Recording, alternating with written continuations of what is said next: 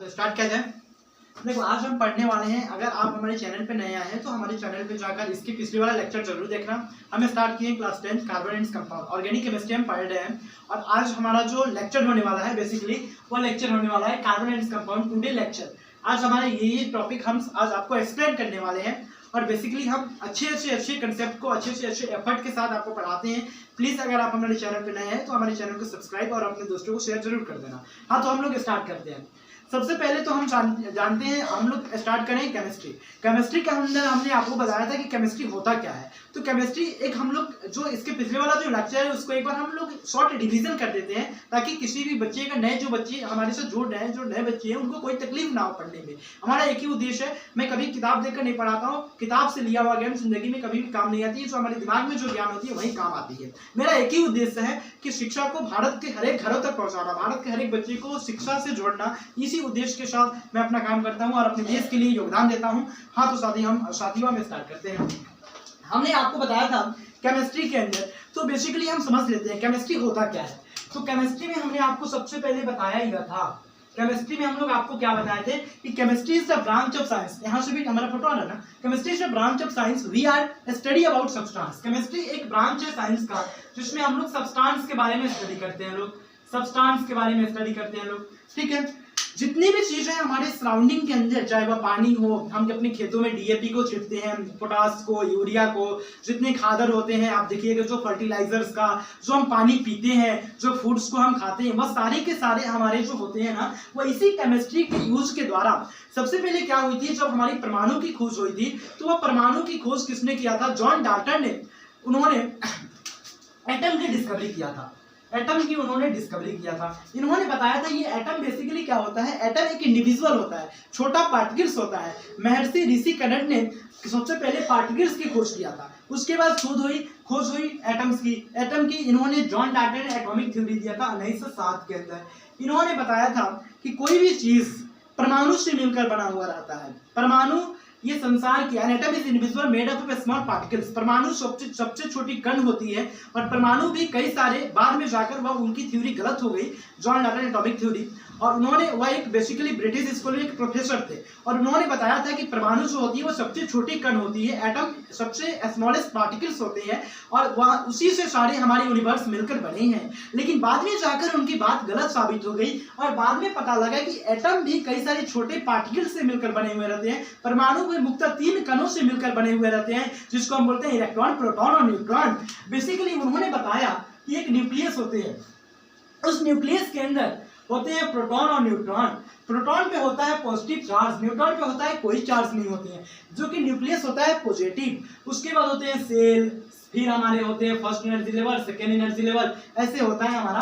ये ऑर्बिटल होते हैं। तो न्यूक्लियस के अंदर होते हैं प्रोटॉन और न्यूट्रॉन और ऑर्बिट के चारों तरफ इलेक्ट्रॉन मूव करते रहते हैं। ऑर्बिट के चारों तरफ इलेक्ट्रॉन मूव करते हैं, ठीक है, इलेक्ट्रॉन मूव करते हैं। इलेक्ट्रॉन पे होता है नेगेटिव चार्ज, प्रोटॉन पे होता है पॉजिटिव चार्ज और न्यूट्रॉन पे होता है कोई चार्ज नहीं। इलेक्ट्रॉन बेसिकली जो होता है उसकी खोज किसने किया था? तो इलेक्ट्रॉन की डिस्कवरी जे थॉमसन ने किया था। बेसिकली उन्होंने इलेक्ट्रॉन की डिस्कवरी किया था। प्रोटॉन की खोज ई गोल्डस्टीन ने किया था और न्यूट्रॉन की खोज जेम्स कैडविक ने किया था। बेसिकली जो जे थॉमसन का हमने एक्सपेरिमेंट भी पढ़ा था, यानी हमारा जो जे थॉमसन ने वो बेसिकली इलेक्ट्रॉन की डिस्कवरी उन्होंने किया था। तो इन्होंने बताया कि बेसिकली आगे जाकर सर इनकी थ्योरी गलत साबित हो गई और बाद में हमें पता लगा कि एटम भी मुख्यतः 3 कणों से मिलकर बना हुआ रहता है, जिसको हम इलेक्ट्रॉन, प्रोटॉन और न्यूट्रॉन कहते हैं। इलेक्ट्रॉन पे नेगेटिव चार्ज होता है, प्रोटॉन पे कोई चार्ज नहीं होते हैं, न्यूट्रॉन पे हमारा प्रोटॉन पे पॉजिटिव चार्ज होता है, इलेक्ट्रॉन पे नेगेटिव चार्ज होता है, प्रोटॉन पे पॉजिटिव, न्यूट्रॉन पे कोई चार्ज नहीं होते हैं। 1 इलेक्ट्रॉन पे लिखा तारी तनी बालका 1 इलेक्ट्रॉन पे -1.6 × 10⁻⁻19 कूलम चार्ज होता है। 1 इलेक्ट्रॉन पे -1.6 × 10⁻⁻19 कूलम चार्ज होता है। उसी प्रकार से 1 प्रोटॉन पे +1.6 × 10⁻19 कूलम चार्ज होते हैं। और न्यूट्रॉन पे क्या होता है? 0। इसके ऊपर जो नेट चार्ज होते हैं, जो नेट चार्ज होता है वो 0 होता है। न्यूट्रॉन पे कोई चार्ज नहीं होते। ये हम बेसिक से चीज आपको बताए थे इसके पिछले लेक्चर के अंदर। हमने ये भी बताया था कि केमिस्ट्री के अंदर तो हमने बताया कि अब केमिस्ट्री एक हमारा ब्रांच है साइंस का, जिसमें हम लोग सब्सटेंस के बारे में स्टडी करते हैं। बाद में जाकर इसके कुछ ब्रांच बनाए गए, ब्रांचेस ऑफ केमिस्ट्री, जिसमें हमने बताया था ऑर्गेनिक, इनऑर्गेनिक और फिजिकल केमिस्ट्री। ऑर्गेनिक केमिस्ट्री में हमने आपको बताया था कार्बन एंड इट्स कंपाउंड के बारे में हमको पढ़ना है। इनऑर्गेनिक केमिस्ट्री में हमने बताया था पीरियोडिक टेबल के बारे में पढ़ाया जाता है कि जो एलिमेंट होते हैं, an element is substance made up of same type of atom, it is called element. Element क्या होता है? एलिमेंट एक बेसिकली क्या होते हैं, एक an element is a substance, वैसा पदार्थ जो एक ही प्रकार के परमाणु से मिलकर बना हो, उसी को एलिमेंट बोलते हैं। अब जब दो या दो से अधिक एलिमेंट को मिलाकर एक फिक्स प्रपोर्शन में जो सब्सटेंस फॉर्म होता है, उसी को कंपाउंड बोलते हैं, जिसको हिंदी में यौगिक कहा जाता है। जैसे हमने बताया था H2O एक कंपाउंड होता है, इसके रेशियो होते हैं 2:1, ठीक है, 2:1। ये हमारा 2 हाइड्रोजन और 1 ऑक्सीजन से मिलकर बना है। जो जल का जो सूत्र होता है वह हमारा होता है H2O, और H2+O से मिलिएगा, H2+O2 को मिलाइएगा तो H2O बनता है, जिसका रेशियो होता है 2:1। ये हमने बताया था इसके पिछले लेक्चर के अंदर। आज हम बेसिकली क्या पढ़ने वाले हैं? आज हम पढ़ने वाले हैं इंट्रोडक्शन टू कार्बन। हमने आपको बताया already allotropes of carbon, covalent bond. Covalent bond क्या होता है ये बताऊंगा, organic compound, saturated, unsaturated, catenation, polymer, cyclic hydrocarbon, IUPAC, naming, ये सारे टॉपिक्स का हम एक एक करके एक्सप्लेन आपको करते हुए जाएंगे। तो इतना तो आपको कंप्लीट है कि ऑर्गेनिक केमिस्ट्री में कार्बन कंपाउंड के बारे में पढ़ते हैं। इनऑर्गेनिक केमिस्ट्री में पीरियोडिक टेबल के आवर्स सारणी जो होती है, group number 1, 2, S block element, P block element, D block element, F block element. इसके बाद फिजिकल केमिस्ट्री के अंदर जो उनकी फिजिकल प्रॉपर्टीज होती हैं उसके बारे में हम स्टडी करते हैं। जैसे फिजिकल केमिस्ट्री में हमको पढ़ना होता है, बेसिकली फिजिकल केमिस्ट्री में हम पढ़ते क्या है कि रिडॉक्स रिएक्शन के बारे में, इक्विलिब्रियम के बारे में, उसके बाद chemical bonding and molecular structure के बारे में, मोल कंसेप्ट एकदम बेसिक स्टार्ट होते हैं। आपको जब आईआईटी नीट का जब आप प्रिपरेशन करते हो तो मोल कंसेप्ट जो होता है वहां से बेसिक स्टार्ट होता है। वो मतलब एक हम कह सकते हैं कि वो फंडामेंटल एक हमारा कंसेप्ट होता है मोल कंसेप्ट का, जो आप नीट आईआईटी के कंसेप्ट को आप पढ़ते हो। तो बेसिकली आज हम ऑर्गेनिक पढ़ रहे हैं, तो ऑर्गेनिक के अंदर हमको जो आज टॉपिक हमको कवर अप करना है वो introduction to carbon, allotropes of carbon, covalent bond, organic compound, saturated, unsaturated, catenation, polymer, cyclic hydrocarbon, IUPAC, naming. एक एक कंसेप्ट को हम समझते हुए आगे बढ़ेंगे, ठीक है।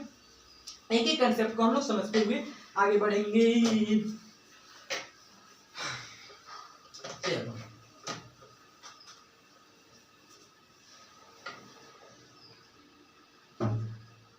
सबसे पहले हमारा आता है introduction to carbon. Introduction to carbon. Carbon हमने बताया था कि कार्बन बेसिकली होता है क्या है। कार्बन जो होता है वो हम सारे बेसिक चीज बता दिए हैं। अब हम बताने जा रहे हैं आपको कि कार्बन को C से रिप्रेजेंट किया जाता है। हमने आपको बताया था कार्बन जो होता है वो हमारा कोवैलेंट बॉन्ड बनाता है। कार्बन जो होता है उसका एटॉमिक नंबर क्या होता है? एटॉमिक नंबर इसका होता है 6, एटॉमिक मास होता है 12। कार्बन एक कोवैलेंट बॉन्ड बनाता है, ये बेसिकली कोवैलेंट बॉन्ड बनाता है, कोवैलेंट बॉन्ड बनाएगा यानी सहसंयोजी बॉन्ड बनाता है। कार्बन के बीच होते हैं हमारे, कार्बन का जो इलेक्ट्रॉनिक कॉन्फ़िगरेशन जो होता है वो हमारा होता है, इसका एटॉमिक नंबर 6, एटॉमिक नंबर 2 और 4 इसका इलेक्ट्रॉनिक कॉन्फ़िगरेशन होते हैं। कार्बन के लास्ट वैलेंस शेल में हमारे 1, 2, 3, 4 इलेक्ट्रॉन होते हैं, जिसके चलते अगर मीथेन के स्ट्रक्चर बना है तो ये हमारा हो जाएगा। ये बेसिकली हमारा क्या बनाता है? ये मीथेन, ये होता है मीथेन।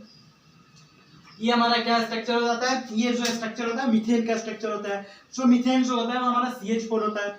इसके बाद अगर हम बात करते हैं कुछ इसके एटॉमिक नंबर होता है हमारा 6, एटॉमिक मास होते हैं 12। हमने बताया था एटॉमिक नंबर को Z से रिप्रेजेंट किया जाता है, एटॉमिक मास को ये से। Atomic number of proton, atomic mass number of proton plus neutron हमारा होता है। अगर आप हमारे पिछली वीडियो नहीं देखी हो तो जाकर जरूर देखो, ठीक है। हमने बेसिक चीज आपको बता दिया हो, लेकिन आज हम लोग बेसिक चीज पे नहीं अपना टाइम वेस्ट करेंगे। आज हम थोड़ा और डेप्थ में जाते हैं चीजों को। अब हम आपको बता रहे थे इसके पिछले लेक्चर में कि कार्बन जो होता है वह कोवैलेंट बॉन्ड क्यों बनाता है। सवाल यह था कि carbon, why carbon is for, question है why carbon is for form a covalent bond. Covalent bond, carbon covalent bond क्यों बनाता है? सबसे पहले ये देखो कि कार्बन की जो स्ट्रक्चर है उसको बनाते हैं। ये न्यूक्लियस है, न्यूक्लियस के अंदर होते हैं प्रोटॉन और न्यूट्रॉन। ये फर्स्ट एनर्जी लेवल होता है, ये सेकेंड एनर्जी लेवल होता है, ये हमारा थर्ड एनर्जी लेवल होता है, और ये होता है हमारा फोर्थ एनर्जी लेवल, ठीक है। ये न्यूक्लियस होता है, ये हमारा क्या होता है? ये होता है न्यूक्लियस। इसके बाद होते हैं हमारे सेल, सबसेल, ऑर्बिट,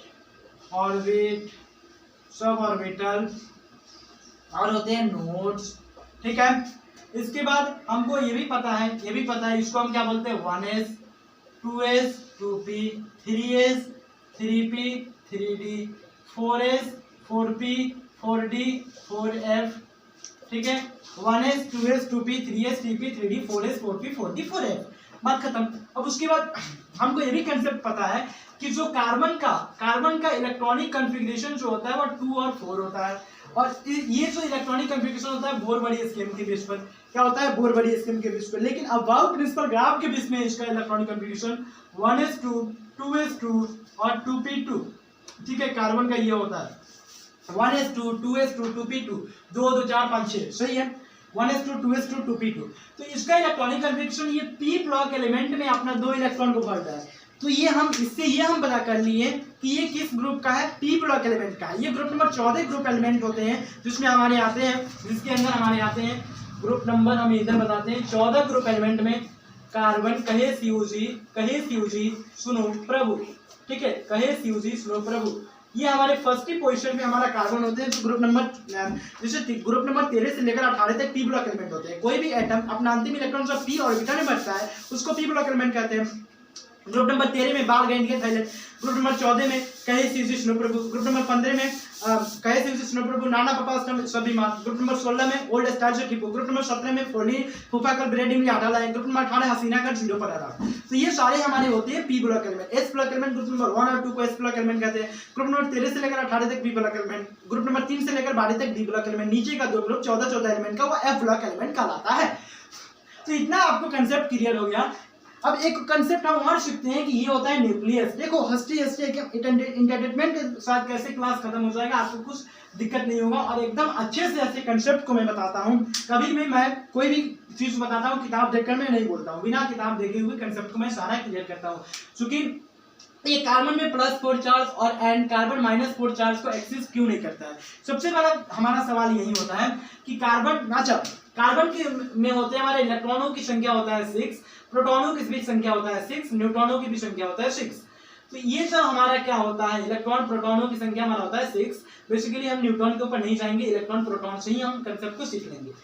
इलेक्ट्रॉन होते हैं नेगेटिव होता है, ये तो पता है कि ऑर्बिट के चारों तरफ इलेक्ट्रॉन घूमते हैं। प्रोटॉन न्यूक्लियस के अंदर होते हैं, प्रोटॉन पे पॉजिटिव, न्यूट्रॉन पे कोई चार्ज नहीं होता है, जिसके अंदर न्यूक्लियस बन जाता है पॉजिटिव। अब एक कंसेप्ट को और हम जानते हैं कि अच्छा कार्बन 4 इलेक्ट्रॉन को जब क्या करेगा, 4 इलेक्ट्रॉन को लॉस करेगा तो उसके ऊपर आ जाएगा पॉजिटिव का चार्ज बन जाता है, तो ये +4 हो जाता है। लेकिन इस केस में इसलिए नहीं होता है क्योंकि कार्बन क्या करेगा, जब ये 4 इलेक्ट्रॉन को कार्बन लॉस करेगा तो इसके ऊपर हो जाएगा पॉजिटिव का चार्ज।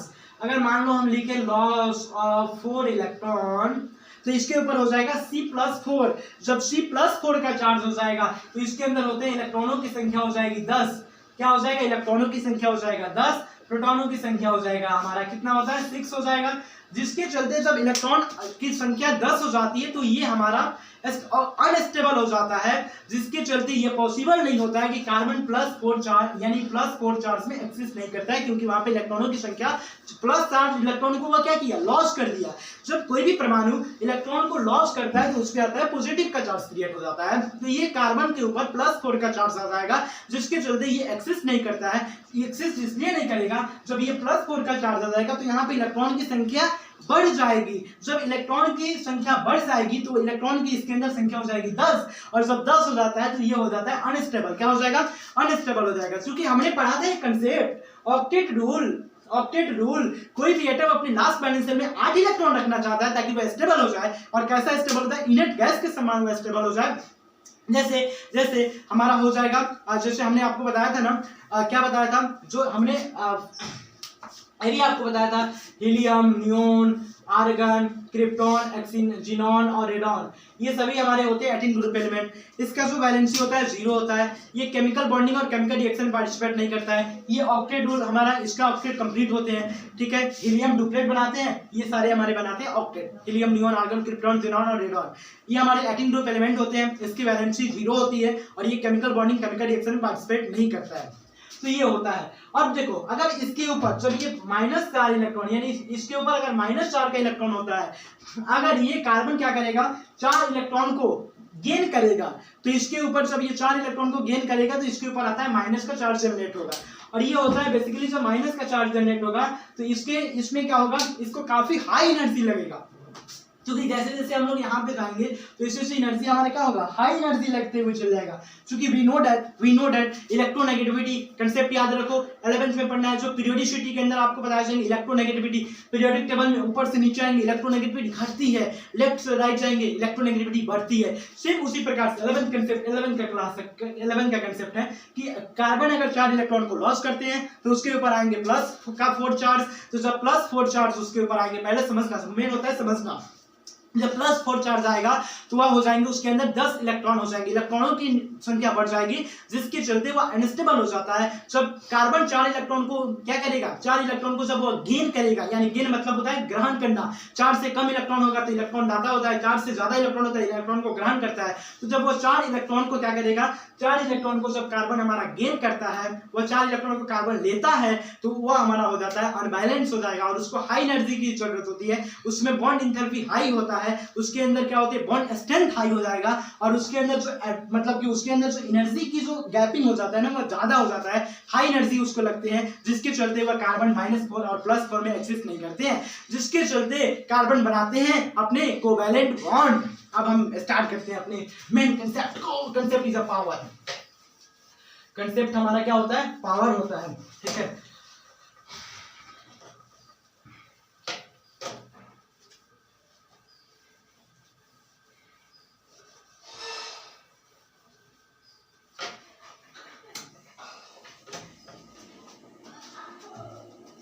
हाँ, कार्बन क्या बनाते हैं, कोवैलेंट बॉन्ड, कोवैलेंट बॉन्ड बनाते हैं। हमने ये भी बताया था कोवैलेंट बॉन्ड क्या होता है, sharing of the electron between 2 atom, it is called covalent bond, ठीक है। क्या होता है, तो sharing of the electron between 2 atoms, ठीक है, इसी को हम क्या बोलते हैं, कोवैलेंट बॉन्ड बोलते हैं। इससे पहले एक कंसेप्ट हम बता देते हैं आपको, ऑक्टेट रूल।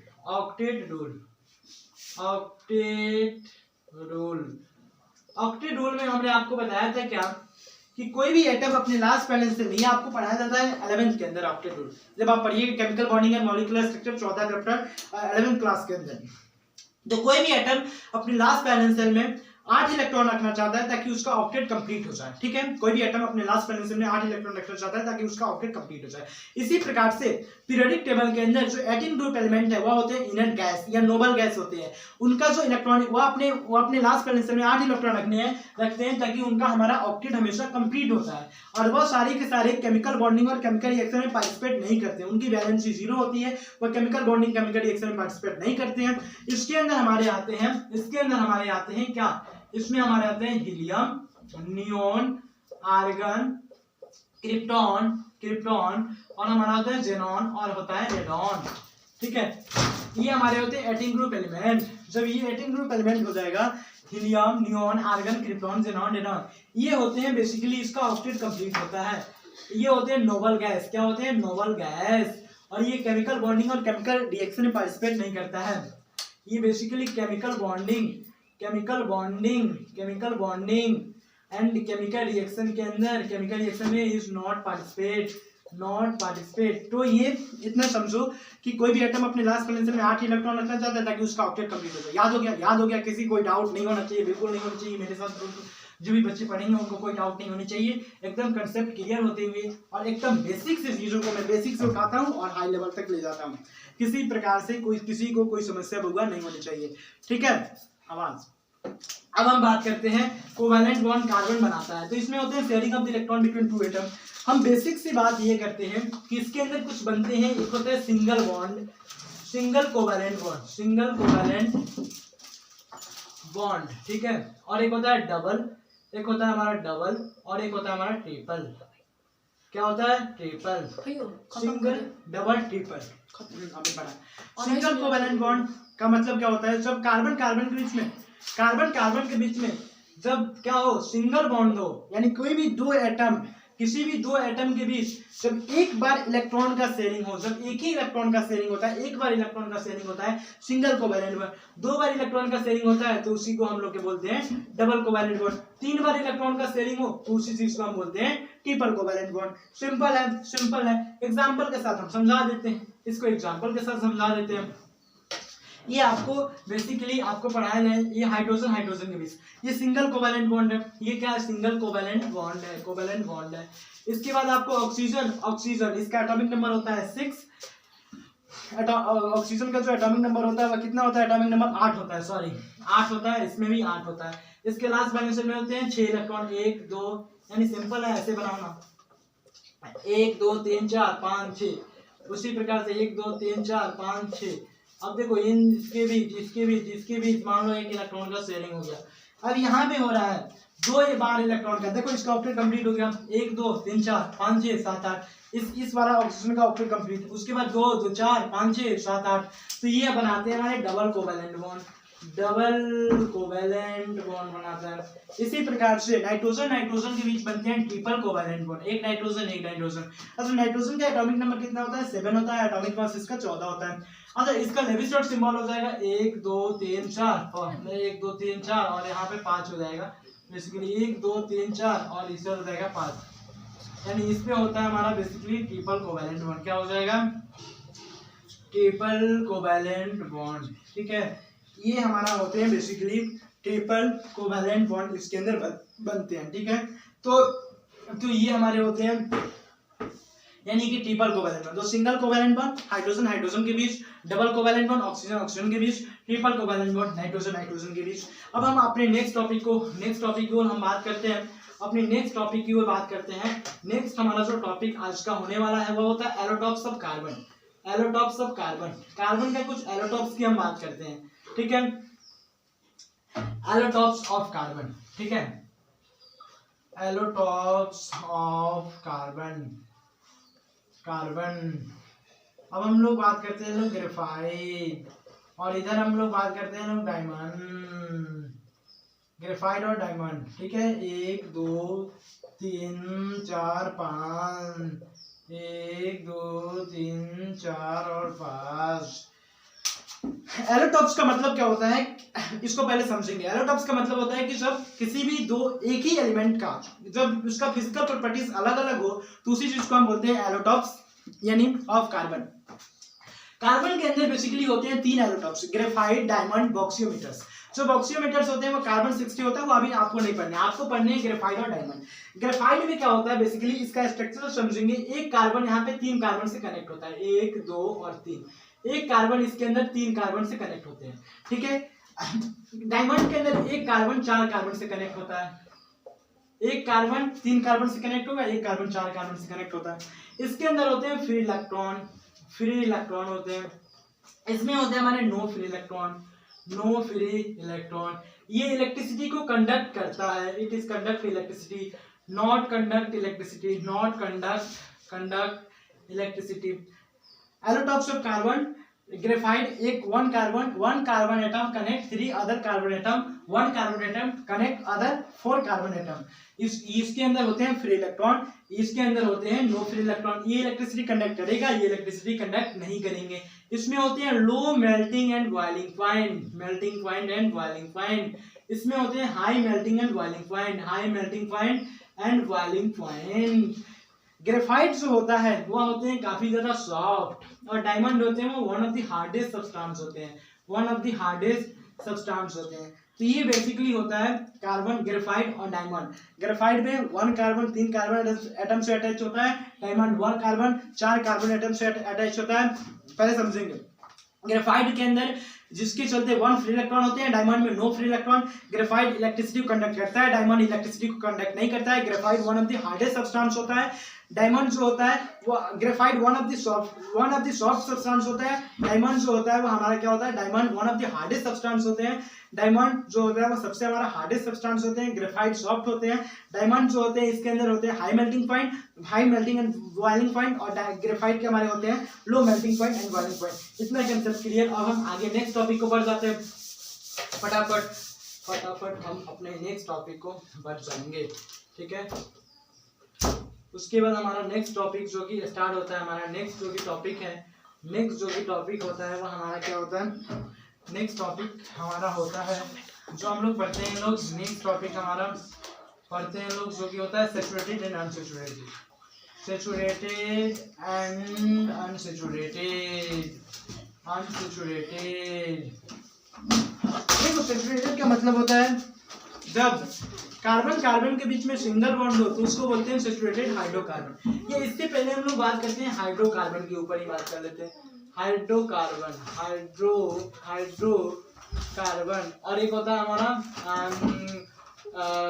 एक होता है हमारा जो कि होता है, एक होता है हमारा organic compound, organic compound, organic compound, organic compound. ठीक है, ऑर्गेनिक कंपाउंड में क्या होता है बेसिकली कि ये केमिस्ट्री का एक ब्रांच है, जिसमें ये केमिस्ट्री का एक वैसा ब्रांच है जिसके अंदर हम लोग कार्बन एंड कंपाउंड के बारे में स्टडी करते हैं। लेकिन हाइड्रोकार्बन के अंदर वैसा कंपाउंड जो कार्बन एंड हाइड्रोजन से मिलकर बना हो, वैसा कंपाउंड जो देखिए जब किसी की कोई कंपाउंड के बारे में हम स्टडी करते हैं उसको ऑर्गेनिक कंपाउंड कहते हैं। हाइड्रोकार्बन के अंदर वैसा कंपाउंड जो कार्बन एंड हाइड्रोजन से मिलकर बना हो उसको हम हाइड्रोकार्बन बोलते हैं। ठीक है, तो हाइड्रोकार्बन कार्बन कंपाउंड से मिलकर बना उसको हम हाइड्रोकार्बन बोलते हैं। जैसे CH4, C2H5OH, ये अल्कोहल का फॉर्मूला होता है, ये मीथेन का फॉर्मूला होता है। उसके बाद हमारा होता है हमारा CH3COOH, ये सभी हमारे होते हैं ऑर्गेनिक हाइड्रोकार्बन। यानी वैसा कंपाउंड जो हाइड्रोजन एंड कार्बन से मिलकर बना हो उसको हम हाइड्रोकार्बन बोलते हैं। और ऑर्गेनिक कंपाउंड हाइड्रोकार्बन, और ऑर्गेनिक कंपाउंड वैसा कंपाउंड जो हम लोग जब हम लोग केमिस्ट्री के अंदर जो कार्बन एंड कंपाउंड के बारे में स्टडी करते हैं उसको ऑर्गेनिक कंपाउंड कहते हैं। तो सैचुरेटेड, ठीक है, सैचुरेटेड और हमारा अनसैचुरेटेड हाइड्रोकार्बन। हाइड्रोकार्बन आ रहा है ना, यानी कि वैसा कंपाउंड जो कार्बन एंड हाइड्रोजन से मिलकर बना हो उसको हम बोलते हैं हाइड्रोकार्बन। अब हम बात करते हैं सैचुरेटेड हाइड्रोकार्बन। इसके अंदर होते हैं कार्बन कार्बन के बीच में सिंगल बॉन्ड अटैच होते हैं, लेकिन अनसैचुरेटेड में कार्बन कार्बन के बीच में डबल या कार्बन कार्बन के बीच में ट्रिपल बॉन्ड होते हैं। ये होते हैं बेसिकली एल्केन ग्रुप, एल्केन। ठीक है, ये होती है एल्कीन या फिर एल्काइन ग्रुप, एल्काइन। इसके बाद हमारा होते हैं इसमें कुछ फार्मूला CnH2n+2। ठीक है, एल्केन के अंदर होते हैं CnH2n+2। और हमारा एल्कीन होता है जो alkane group, alkene, alkyne. Alkane के अंदर होते हैं कार्बन कार्बन के बीच में सिंगल बॉन्ड, इसके अंदर होते हैं कार्बन कार्बन के बीच में डबल या कार्बन कार्बन के बीच में ट्रिपल बॉन्ड होते हैं। सैचुरेटेड हाइड्रोकार्बन के अंदर होते हैं एल्केन ग्रुप, अनसैचुरेटेड में होते हैं एल्कीन, एल्कीन, एल्काइन ग्रुप। सबसे पहले इधर समझेंगे और इधर हम लोग ध्यान ना देंगे, कंसेप्ट की ओर ध्यान देंगे। देखो एल्केन ग्रुप में होता है कार्बन कार्बन के बीच में सिंगल बॉन्ड जुड़ा रहता है। इसमें होते हैं एल्कीन या एल्काइन के अंदर कार्बन कार्बन के बीच में डबल या ट्रिपल बॉन्ड होता है। अगर हम बात करते हैं इसकी फार्मूला को तो CnH2n+2, CnH2n, CnH2n-2, alkane CnH2n+2, alkene CnH2n-2, sorry alkane CnH2n+2, alkene CnH2n, alkyne CnH2n-2। ठीक है, इसमें किसी कोई डाउट?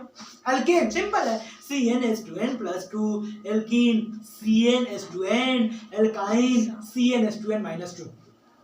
इसमें होते हैं कार्बन कार्बन में सिंगल बॉन्ड, किसमें? सैचुरेटेड में। लेकिन अनसैचुरेटेड में एल्कीन और एल्काइन दोनों ग्रुप आते हैं। जब एल्कीन ग्रुप आएगा, एल्कीन इन हम बताते हैं कार्बन कार्बन में सिंगल बॉन्ड हो उसको बोलते हैं सिग्मा बॉन्ड।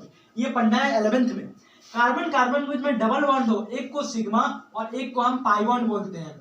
जब कार्बन कार्बन के बीच में 3 बॉन्ड हो तो एक को सिग्मा और 2 को पाई बॉन्ड बोला जाता है, 2 को पाई बॉन्ड बोला जाता है। जब कार्बन कार्बन के बीच में 4 बॉन्ड हो तो एक को सिग्मा, 2 को पाई और एक को हम डेल्टा बॉन्ड बोलते हैं, डेल्टा बॉन्ड। जब कार्बन कार्बन के बीच में सिंगल बॉन्ड हो तो सिग्मा बॉन्ड। जब कार्बन कार्बन के बीच में डबल हो तो एक को सिग्मा, एक को पाई, ट्रिपल, एक को सिग्मा, 2 को पाई, 4 बॉन्ड हो, एक को सिग्मा, 2 को पाई और एक को डेल्टा बॉन्ड बोलते हैं। तो ये होते हैं बेसिकली हमारे कार्बन एंड कंपाउंड के अंदर। तो एल्केन के अंदर होता है फार्मूला CnH2n+2, एल्केन के अंदर CnH2n+2, एल्कीन के अंदर CnH2n, एल्काइन के अंदर होता है CnH2n-2। इसके अंदर होते हैं कार्बन कार्बन में सिंगल बॉन्ड। जब कार्बन कार्बन के बीच में सिंगल बॉन्ड होते हैं तो आते हैं सैचुरेटेड हाइड्रोकार्बन। जब कार्बन कार्बन के बीच में डबल हो तो अनसैचुरेटेड, कार्बन कार्बन के बीच में ट्रिपल हो तो भी हमारे आते हैं अनसैचुरेटेड के अंदर। ये एल्केन ग्रुप होता है, एल्कीन होता है, एल्काइन होता है। एल्केन ग्रुप का फार्मूला CnH2n+2, एल्कीन का CnH2n, एल्काइन का CnH2n-2 होता है। इतना बात क्लियर हो गया। अब ये हमारा ग्रुप हो गया। इसके बाद हम लोग ना डायरेक्ट आपको आते हैं, डायरेक्ट ये हमारा सैचुरेटेड अनसैचुरेटेड हाइड्रोकार्बन हमारा कंप्लीट हो गया। ठीक है, सैचुरेटेड अनसैचुरेटेड हमारा हाइड्रोकार्बन ये वाला जो टॉपिक हो गया वो कंप्लीट हो गया। अब हम बात करते हैं, अब हम कुछ हम लोग IUPAC नेमिंग की बात करते हैं, IUPAC नोमेनक्लेचर की बात करते हैं, ठीक है। IUPAC नोमेनक्लेचर, IUPAC नोमेनक्लेचर से पहले हम बात करते हैं साइक्लिक हाइड्रोकार्बन। क्या बात करते हैं? Cyclic hydrocarbon. सभी एक साथ कंबाइन हो जाएगा, है? केटानेशन, जब एक कार्बन एटम ऐसे जब एक कार्बन एटम बहुत सारे कार्बन एटम से कनेक्ट हो, कैसा कार्बन एटम? जब एक सिंगल कार्बन एटम बहुत सारे सिंगल कार्बन एटम से अटैच होते हैं तो that process is called catenation. Carbon का टेट्रा वैलेंसी होता है, कार्बन 4 बॉन्ड बनाता है, कार्बन की वैलेंसी 4 होती है, कार्बन का लेविस डॉट सिंबल होते हैं, कार्बन के ऊपर 4 डॉट होते हैं। तो जब केटानेशन का मतलब होता है जब एक सिंगल कार्बन एटम बहुत सारे कार्बन एटम से अटैच होते हैं, उस प्रोसेस को केटानेशन बोलते हैं। तो कार्बन केटानेशन भी होते हैं। कार्बन होते हैं रिंग लाइक स्ट्रक्चर। बेसिकली हम पढ़ते हैं ना साइक्लिक हाइड्रोकार्बन के अंदर, कार्बन एक हमारा cyclic hydrocarbon ring like structure बनाता है, जिसके अंदर आते हैं बेंजीन, ये आते हैं बेंजीन, ये होते हैं बेंजीन का फॉर्मूला होता है C6H6, ठीक है। C6H6 कैसे बनेगा? ऐसे फिर एक बनेगा ऐसे, फिर एक ऐसे बनेगा, ये एक सिंगल से अटैच रहेगा, 1 2 3 4 5 और एक ये सिंगल, एक फिर डबल, फिर एक सिंगल, फिर एक डबल, फिर एक सिंगल और एक फिर हमारा होता है कार्बन 1 2 3 4, यानी ये हमारा सिंगल बॉन्ड, एक single double single double single फिर एक डबल होता है। ये हमारे बेसिकली जुड़े रहते हैं एक हाइड्रोजन से, एक दो